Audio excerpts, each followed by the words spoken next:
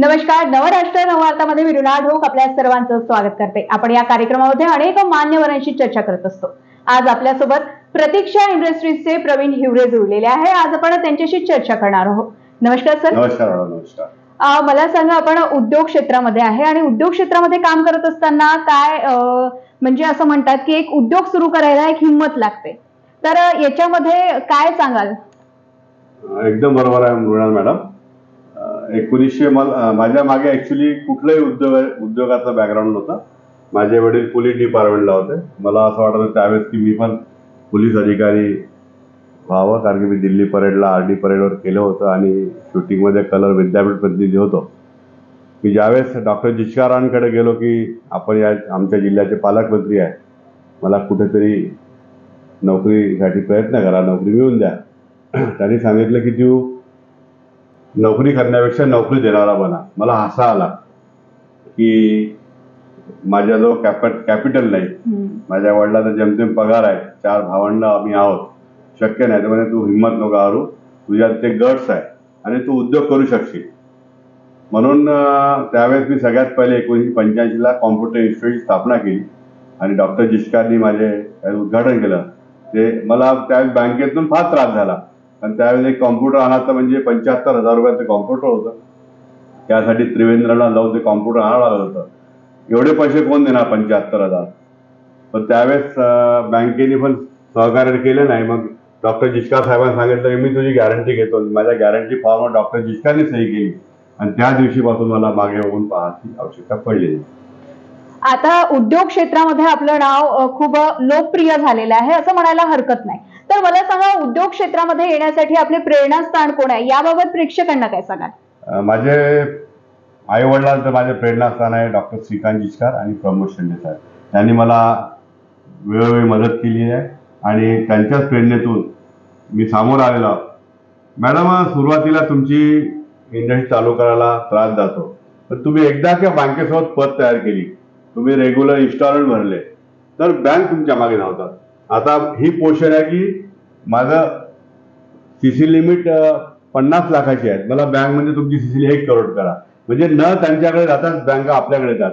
म्हणून आजच्या युवकांना माझा संदेश आहे की तुम्ही बँकेचं लोन घेता उद्योग चालू करायला, त्याला ताबडतोब रिपेमेंट करा.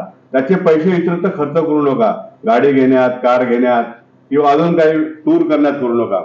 त्या इंडस्ट्रीमधलेच पैसे इंडस्ट्रीमध्ये ग्रोथ करा आणि रोजगाराची संधी उपलब्ध होईल. मला सांगायचं वाटतं की आजकालचे लोक BE झाले, MBA झाले की नोकरीच्या मागे लागतात. नोकरीच्या मागे लागण्यापेक्षा उद्योगाला फार चांगली संधी आहे.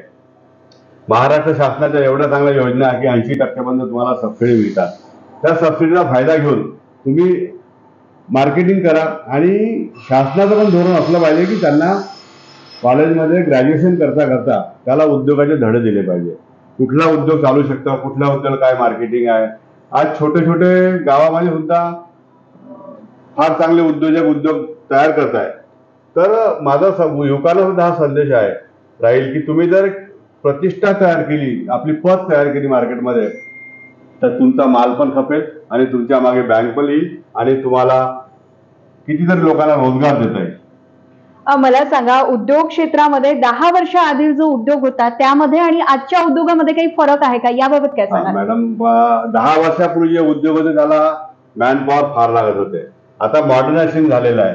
तिथे 10 लोक लागतात, तिथे 2 लोकांवर इंडस्ट्री आलेली आहे. कमी मॅनपॉवर मध्ये नवीन टेक्नॉलॉजीमुळे जास्तीत जास्त प्रोडक्शन आता काढायला मिळतं. मला सांगा, याच उद्योगाबरोबर अजून तुम्ही काही करतात का, याबाबत प्रेक्षकांना काय सांगाल, आपल्या बाबत जरी सांगायचं राहिलं तर? मॅडम, मी या उद्योग क्षेत्रात असल्यामुळे मी मागील 15 वर्षापासून वर्धा जिल्हा MIDC इंडस्ट्री असोसिएशनचे अध्यक्ष आहे. मी NCC मध्ये होतो, RD परेड केली, होमगार्डमध्ये 10 वर्ष होतो. होमगार्ड ना सवलती मिळवून दिल्या, मला राष्ट्रपती शौर्य पदक मिळालेलं आहे. मी नागपूर विद्यापीठचा विद्यार्थी प्रतिनिधी होतो. माझी शासनाला विनंती एवढीच राहील की मुलं शिकवताना, त्यांना पदवीधर करताना उद्योगाचे धडे त्यांना घेवले पाहिजे. उद्योगाचे धडे जर त्यांना घेवले तर आमच्यासारखे इंडस्ट्रीवाले त्यांना नक्कीच त्यांच्या मागे राहील आणि नोकरी करण्यापेक्षा नोकरी देणारे बना, हा माझा युवकांना आता संदेश आहे. जसे आता युवक जे आहेत, आपण जसं म्हटलेलं आहे, पदवी पास झाल्यानंतर सगळ्यात जास्त युवक जे धावतात ते पुणे मुंबईकडे. तर मला सांगा, जर युवकांना जर उद्योगांकडे वळवायचं असेल तर याबाबत काय सांगाल? म्हणजे त्यांनी कोणती स्टेप पहिले घ्यायला हवी, याबाबत काय सांगाल? तरी तर मॅडम आजकाल नोकऱ्या फार इझी नाही राहिल्या. पहिले 100% प्लेसमेंट कॉलेजमध्ये होतं, ती पोझिशन 30-32% राहिली आहे. पहिले बीडी कॉलेजमधनं मुलगा बी झाला की महाराष्ट्र एक्सप्रेसनं पुण्याला जात होता आणि दुसऱ्या दिवशी आपल्या वडिला सांगता की मी या कंपनीत नोकरीला लागलो, माझा हा नंबर आहे. आता ती परिस्थिती मॅडम राहिलेली आहे. तर शेती आधारित उद्योग असो, इंडस्ट्री प्लास्टिकचा उद्योग असो, आज उद्योगामध्ये एवढा स्कोप आलेला आहे मॅडम. आणि नेटवर एवढं सगळे उद्योगाचे मशीन कुठे मिळते, काय मिळते, एवढं मॉडर्नायझेशन झालेलं आहे. तर आणि बँक सुद्धा लिबरल झालेली आहे की त्यांनी जर थोडी बहुत गॅरंटी दिली किंवा त्यांचे फॅमिली बॅकग्राऊंड असला तर बँक सुद्धा, आणि 40-40, 50-50, 80% उद्योगाला सबसिडी आहे.